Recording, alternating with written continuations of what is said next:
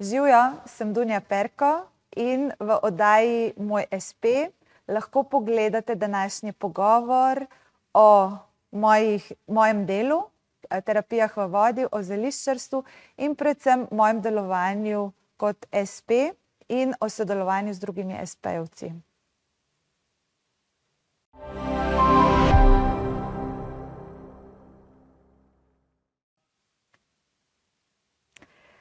Hvala, ker ste se ustavili tukaj, si vzeli čas in boste v najini družbi naslednje pol ure.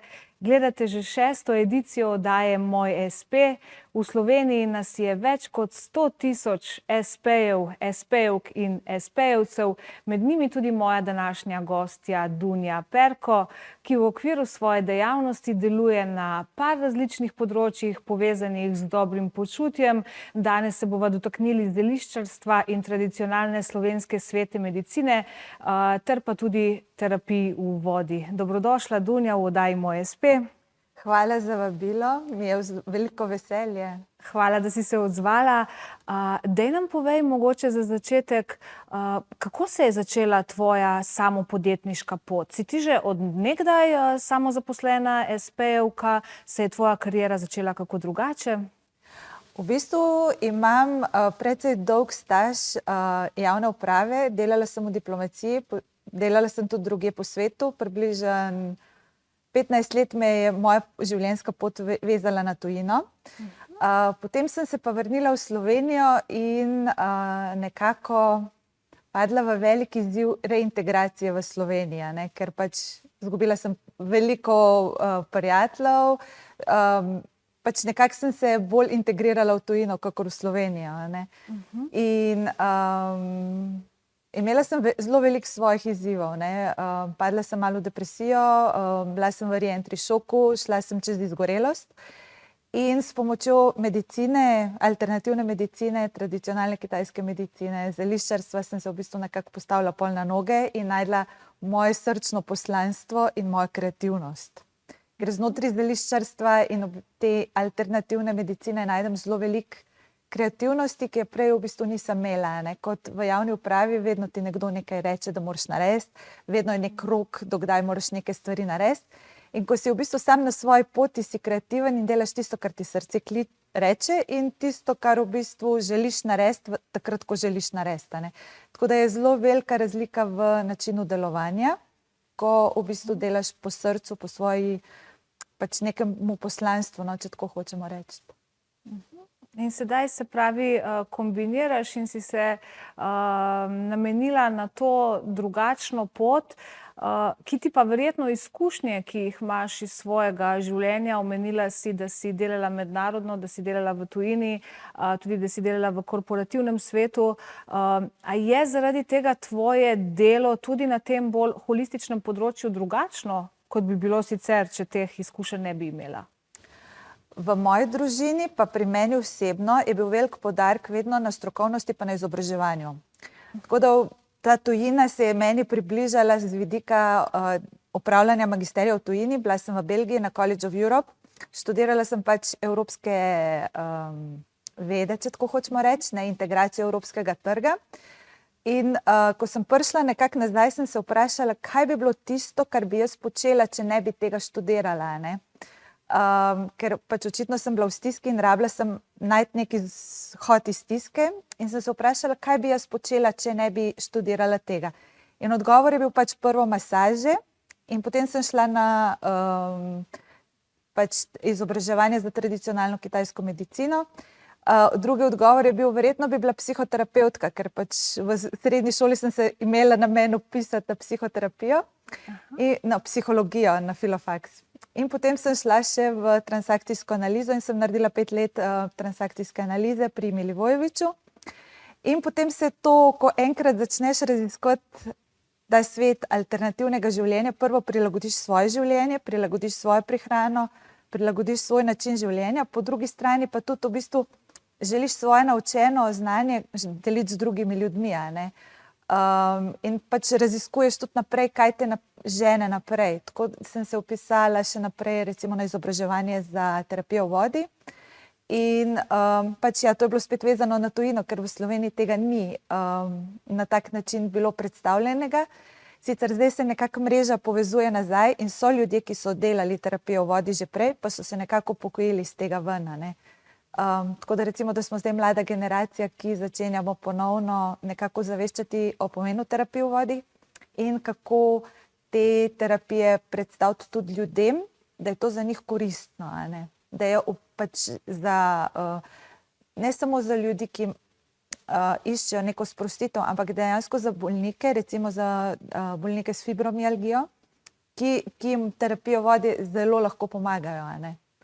Tako da sem recimo poslala prošnjo za sodelovanje Društvu za fibromialgijo, tudi v rehabilitacijski center v Soču sem poslala prošnjo za sodelovanje in se odpira nekako te možnosti za sodelovanje, a ne. To je ena zelo zanimiva stvar, ki si jo, oziroma par zanimivih stvari si izpostavila, ampak recimo to, kar praviš, poslala sem ponudbo, poslala sem prošnjo, ne, ta samoiniciativnost enega mikropodjetnika, enega espe-jevca, kako v bistvu išče poslovne partnerje, kako gradi svojo mrežo, kako si odpira poslovne priložnosti, ne. Vse prevečkrat je namreč tako, da mikropodjetniki menimo, da okej, mi zdaj nekaj počnemo, imamo odlično storitev, imamo krasen izdelek in zdaj bojo ljudje to kar prišli, kupili se, naročili in kar vsi razumeli, da imamo mi nekaj fantastičnega, ne. Ampak včasih je potrebno tudi to, da ti znaš stopiti ven do primernih partnerjev, organizacij in ponuditi neko svojo storitev, kar ti očitno uspešno počneš. Ja, meni se zdi zelo pomembno, da človek dejansko prvo svoje poslanstvo upravlja s srcem in na drugi strani išče enako misleče, s katerimi lahko to izvaja, ne. Zdaj, jaz sem identificirala področje, kjer bi rada delala in seveda tega ne morem početi sama, ne. Jaz sem ena kapljica v morje, vi ste vsi ostali še druge kapljice v morju, ne, in skupaj delujemo kot morje, a ne. Ampak vsak je posamezna kapljica, skupaj smo morje. Se pravi, jaz lahko naredim en del mojega dela v sodelovanju s tabo, a ne. To sodelovanje se mi zdi sploh pri mikropodjetnikih ključnega pomena, ker prvič nimamo ne vseh svojih znanj, ne vseh svojih spretnosti, ne vsega svojega kapitala, a ne. Ker recimo zame v tem trenutku narediti nek svoj terapevtski bazen bi pomenil investicijo nekje 50 000 evrov, a ne. Poleg tega, da bi mogla imeti svojo zemljo, ki je tudi še nimam, a ne. Se pravi, je recimo to sodelovanje z operaterji bazenov s termami nujno, a ne. Zelo pomembno pri tvojem delu. Ja. Dej nam mogoče, zdaj si že parkrat omenila te terapije v vodi, zdaj praviš bazeni, sodelovanje s termami, sodelovanje z organizacijami, ki delajo z pacienti, z bolniki, z določenimi boleznimi, ki pač neke dodatne terapije potrebujejo. Dej nam mogoče povej, kakšne terapije ti kot espe-jevka, kot mikropodjetnica izvajaš, za kakšne terapije v vodi gre in komu so zares namenjene?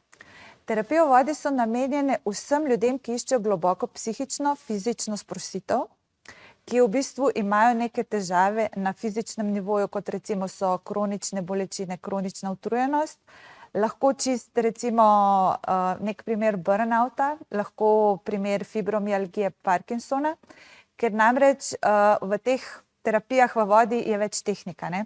Eno recimo najbolj znana, najbolj raziskana je Vatsu, potem so Janzu, Aquasoma, kraniosakralna terapija v vodi.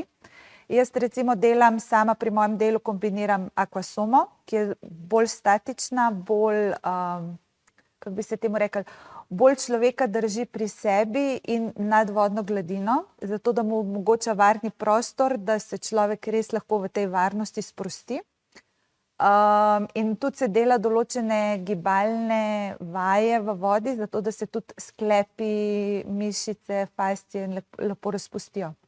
Po drugi strani je recimo Janzu veliko bolj dinamičen in recimo za bolj mlade, za bolj zdrave ljudi, ki v bistvu iščejo tudi globok stik z vodo, ker se pa Janzu dela tudi pod vodo. In ta del terapije meni v bistvu najbolj zabaven, simpatičen, ker jaz recimo sem našla svoj mir psihofizični pod vodo. Že ko sem se potapljala, V bistvu imam narejen in rescue diver, paddy rescue diver sem, ne.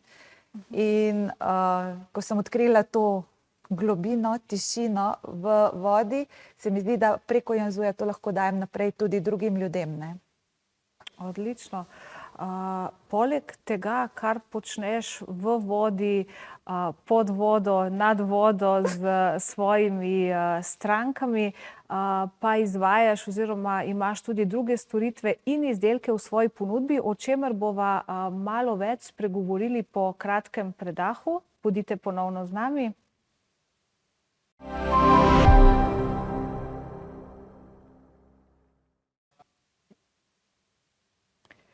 Pozdravljeni nazaj v oddaji Moj espe. Tamara Nanaja Trani sem z vami in v gosteh danes Dunja Perko, espejevka, mikropodjetnica, ki se ukvarja z zelišči, s terapijami v vodi in z masažami.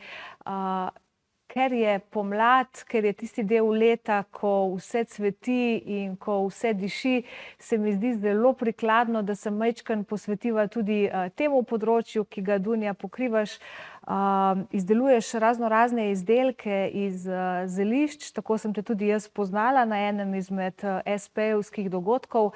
Daj mi povej, kako se je ta zgodba začela v tvojem življenju? Od kod v bistvu navdih za delo z zelišči in kaj zares počneš? Zelišči se je moja zgodba začela že pri prababici, ko je ona meni govorila o vseh teh možnostih nabiranja koreninic in zeli tam v tisti vasi, kjer smo v bistvu živeli.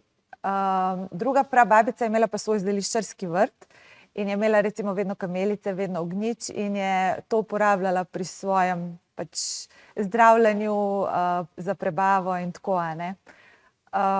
In potem je sicer moja izobraževalna pot, ne, srednja šola, faks, magisterij, peljala čisto v druge vode, ampak potem sem imela pa jaz svoje težave, ko sem si poškodovala koleno, ne, in sem malo surfala po internetu in se je pojavil Dario Cortese, ki je imel težave s koleni in jih je tudi zelo fajn podpiral z smrekovo smolo, z mazilom smrekove smole. In pol sem jaz rekla, ok, tam v moji vasi, ne, tam je pa ogromno smrek in grem jaz nabirati smrekovo smolo, a ne. In sem šla po gozdu, sem si nabrala smrekovo smolo in sem si naredila smrekovo mazilo. In res me je koleno začelo manj boleti. Uporabljala sem recimo tudi mokso za to, da bi me manj bolelo. In nekako sem recimo po poškodbi zmanjšala ta obseg bolečin. In potem je bil splet okoliščina, ne. Oči je ravno obrazoval ginko in rekel, a hočeš imeti ginko. Mami je imela v vrtu ognjič, a bi imela ognjič. In potem sem začela raziskovati, kaj iz tega narediti, ne.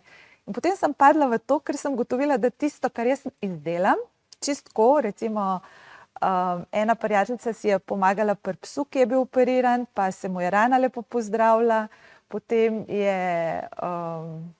so taki primeri, ki te not potegnejo, ko vidiš, da si lahko uporaben, ne. Ko delaš v administraciji, v javni upravi, v bistvu velike papirne vojne, ne.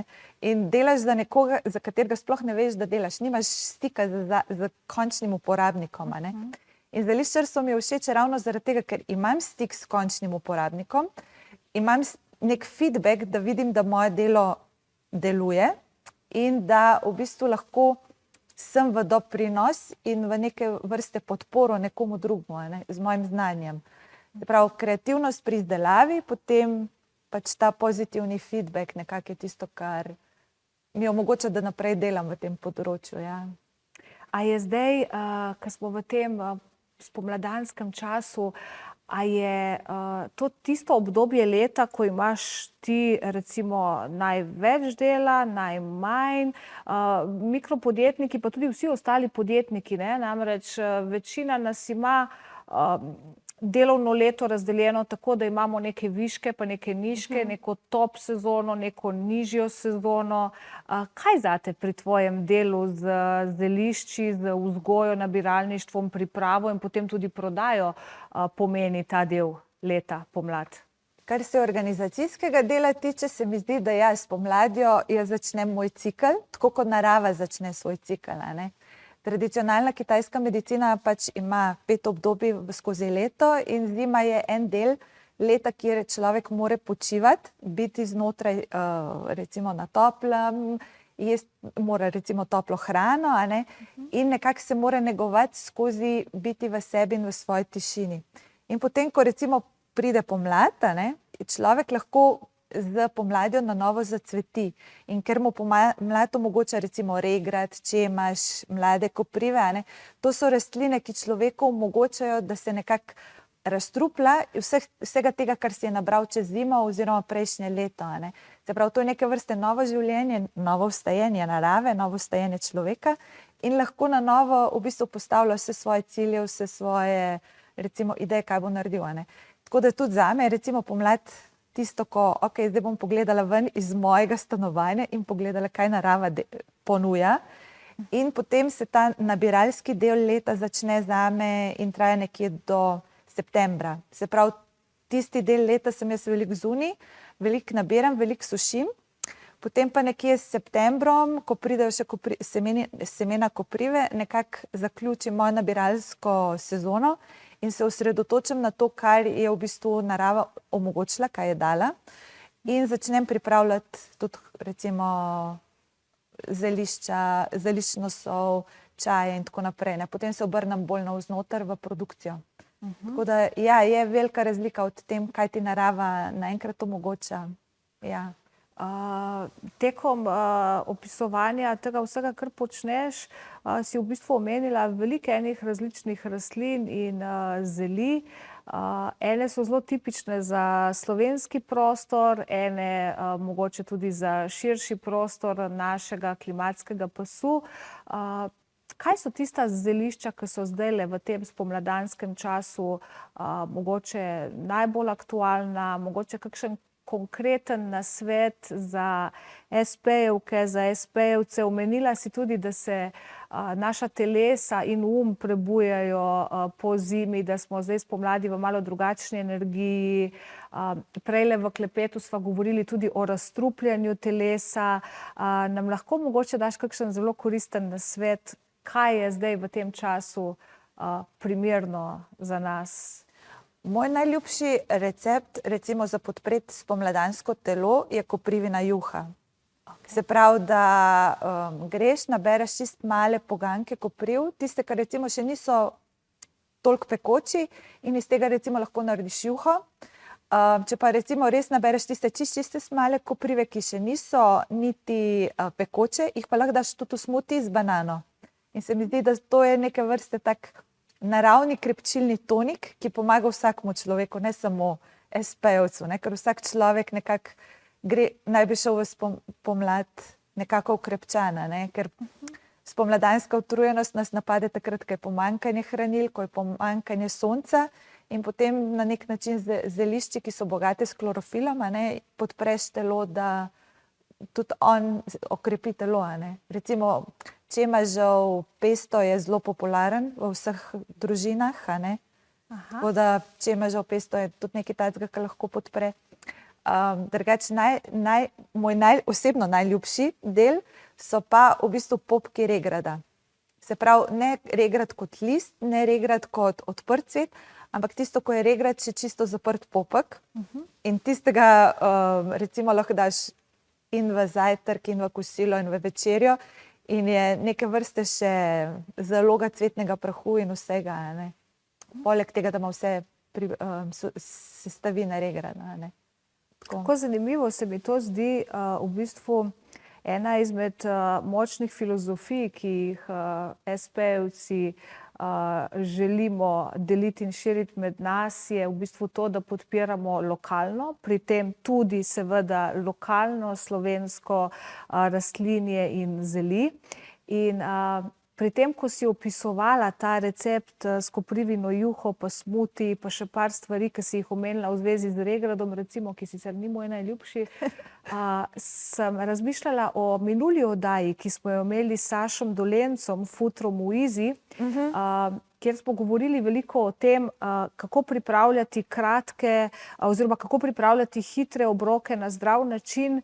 In tukaj vidim veliko ene sinergije za nas SP-jevke in SP-jevce, ki smo za vse sami ali pa za večino vsega, kar počnemo sami, ne? In kako lahko na premišljen način, ki nam ga je Sašo predstavil, lahko si ogledate eno oddajo za nazaj na YouTubeu, si pripravite tudi zelo zdrave obroke, tudi z sestavinami, ki jih opisuje današnja gostja Dunja Perko, in ste potem v bistvu še bolj učinkoviti pri svojem delu. In to je ena izmed idej, ki jo želimo gojiti tudi v oddaji Moj SP, ker sva trenutno tik pred odmorom, bi gledalce povabila, da malo razmislite o vsem tem in vsem tem povezovanju. Tebe, Dunja, pa povabila, da se nam pridruži še v zadnjem delu oddaje, ko bova še malo spregovorili o tem, kako je biti SP, kako se povezovati in kaj ti počneš, da širiš dober glas o svoji dejavnosti. Hvala. Ja, jaz sem zelo... Ne.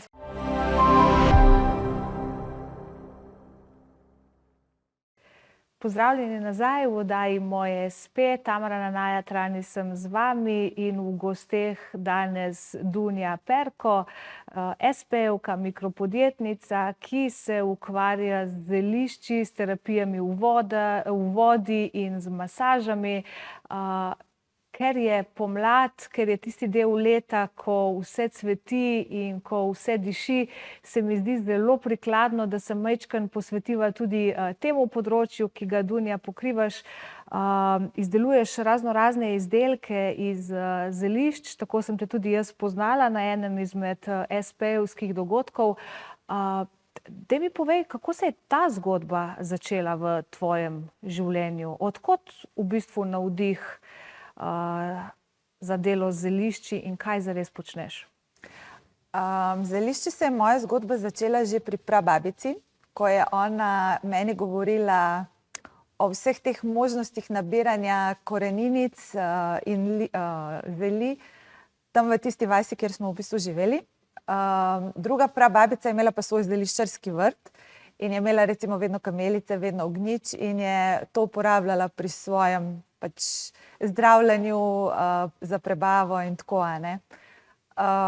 In potem je sicer moja izobraževalna pot, ne, srednja šola, faks, magisterij, peljala čisto v druge vode, ampak potem sem imela pa jaz svoje težave, ko sem si poškodovala koleno, ne, in sem malo surfala po internetu in se je pojavil Dario Cortese, ki je imel težave s koleni in jih je tudi zelo fajn podpiral z smrekovo smolo, z mazilom smrekove smole.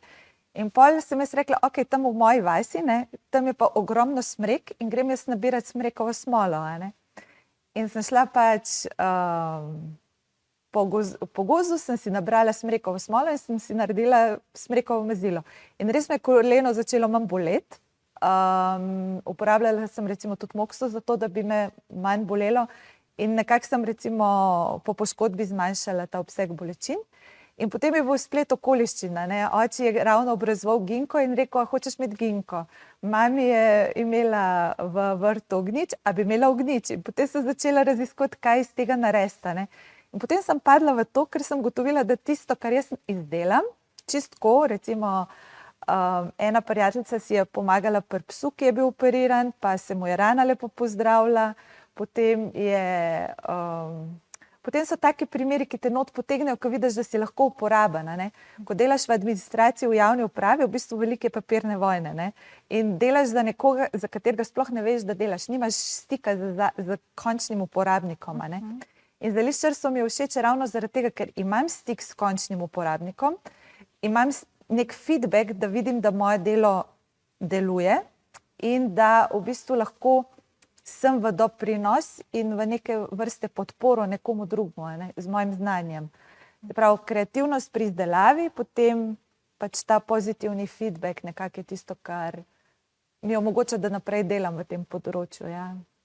A je zdaj, ko smo v tem spomladanskem času, A je to tisto obdobje leta, ko imaš ti recimo največ dela, najmanj, mikropodjetniki, pa tudi vsi ostali podjetniki, ne? Namreč večina nas ima delovno leto razdeljeno tako, da imamo neke viške, pa neke nižke, neko top sezono, neko nižjo sezono. Kaj zate pri tvojem delu z zelišči, z vzgojo, nabiralništvom, pripravo in potem tudi prodajo pomeni ta del leta, pomlad? Kar se organizacijskega dela tiče, se mi zdi, da ja, s pomladjo jaz začnem moj cikel, tako kot narava začne svoj cikel, a ne. Tradicionalna kitajska medicina pač ima 5 obdobij skozi leto in zima je en del leta, kjer človek mora počivati, biti znotraj recimo na toplem, jesti mora recimo toplo hrano, a ne, in nekako se mora negovati skozi biti v sebi in v svoji tišini. In potem, ko recimo pride pomlad, a ne, človek lahko z pomladjo na novo zacveti. In ker mu pomlad omogoča recimo regrat, čemaž, mlade koprive, a ne, to so rastline, ki človeku omogočajo, da se nekako razstrupla vsega tega, kar si je nabral čez zimo oziroma prejšnje leto, a ne. Se pravi, to je neke vrste novo življenje, novo vstajenje narave, novo vstajenje človeka in lahko na novo v bistvu postavlja vse svoje cilje, vse svoje recimo ideje, kaj bo naredil, a ne. Tako da tudi zame recimo pomlad tisto, ko zdaj bom pogledala ven iz mojega stanovanja in pogledala, kaj narava ponuja. In potem se ta nabiralski del leta začne zame in traja nekje do septembra. Se pravi, tisti del leta sem jaz veliko zunaj, veliko nabiram, veliko sušim. Potem pa nekje s septembrom, ko pridejo še semena koprive, nekako zaključim mojo nabiralsko sezono in se osredotočim na to, kar je v bistvu narava omogočila, kaj je dala. In začnem pripravljati tudi recimo zelišča, zeliščno sol, čaje in tako naprej, ne. Potem se obrnem bolj navznoter v produkcijo. Tako da ja, je velika razlika od tem, kaj ti narava naenkrat omogoča. Ja. Tekom opisovanja tega vsega, kar počneš, si v bistvu omenila veliko enih različnih rastlin in zeli. Ene so zelo tipične za slovenski prostor, ene mogoče tudi za širši prostor našega klimatskega pasu. Kaj so tista zelišča, ki so zdajle v tem spomladanskem času mogoče najbolj aktualna, mogoče kakšen konkreten nasvet za espejevke, za espejevce? Omenila si tudi, da se naša telesa in prebujajo po zimi, da smo zdaj spomladi v malo drugačni energiji. Prejle v klepetu sva govorili tudi o razstrupljanju telesa. Nam lahko mogoče daš kakšen zelo koristen nasvet, kaj je zdaj v tem času primerno za nas? Moj najljubši recept recimo za podpreti spomladansko telo je koprivina juha. Se pravi, da greš, nabereš čist male poganjke kopriv, tiste, ki recimo še niso toliko pekoči in iz tega recimo lahko narediš juho. Če pa recimo res nabereš tiste čiste male koprive, ki še niso niti pekoče, jih pa lahko daš tudi v smuti z banano. In se mi zdi, da to je neke vrste tak naravni krepčilni tonik, ki pomaga vsakemu človeku, ne samo espejevcu, ne, ker vsak človek nekako naj bi šel v pomlad nekako okrepčana, ne, ker spomladanska utrujenost nas napade takrat, ko je pomanjkanje hranil, ko je pomanjkanje sonca in potem na nek način zelišči, ki so bogate s klorofilom, a ne, podpreš telo, da tudi on okrepi telo, a ne. Recimo čemažev pesto je zelo popularen v vseh družinah, a ne. Tako da čemažev pesto je tudi nekaj takega, kar lahko podpre. Drugače moj osebno najljubši del so pa v bistvu popki regrata. Se pravi, ne regrat kot list, ne regrat kot odprt cvet, ampak tisto, ko je regrat še čisto zaprt popek. In tistega recimo lahko daš in v zajtrk, in v kosilo, in v večerjo.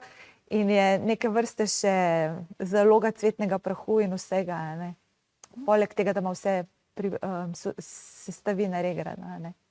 Kako zanimivo se mi to zdi, v bistvu ena izmed močnih filozofij, ki jih espejevci želimo deliti in širiti med nas, je v bistvu to, da podpiramo lokalno, pri tem tudi seveda lokalno slovensko rastlinje in zeli.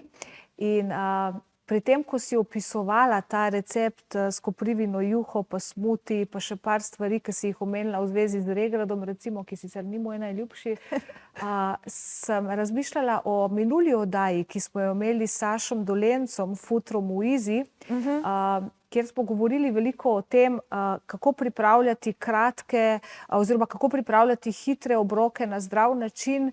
In tukaj vidim veliko ene sinergije za nas SP-jevke in SP-jevce, ki smo za vse sami ali pa za večino vsega, kar počnemo sami, ne? In kako lahko na premišljen način, ki nam ga je Sašo predstavil, lahko si ogledate eno oddajo za nazaj na YouTubeu, si pripravite tudi zelo zdrave obroke, tudi z sestavinami, ki jih opisuje današnja gostja Dunja Perko, in ste potem v bistvu še bolj učinkoviti pri svojem delu. Ne? In to je ena izmed idej, ki jo želimo gojiti tudi v oddaji Moj SP, ker sva trenutno tik pred odmorom, bi gledalce povabila, da malo razmislite o vsem tem in vsem tem povezovanju. Tebe, Dunja, pa povabila, da se nam pridružiš še v zadnjem delu oddaje, ko bova še malo spregovorili o tem, kako je biti SP, kako se povezovati in kaj ti počneš, da širiš dober glas o svoji dejavnosti. Hvala.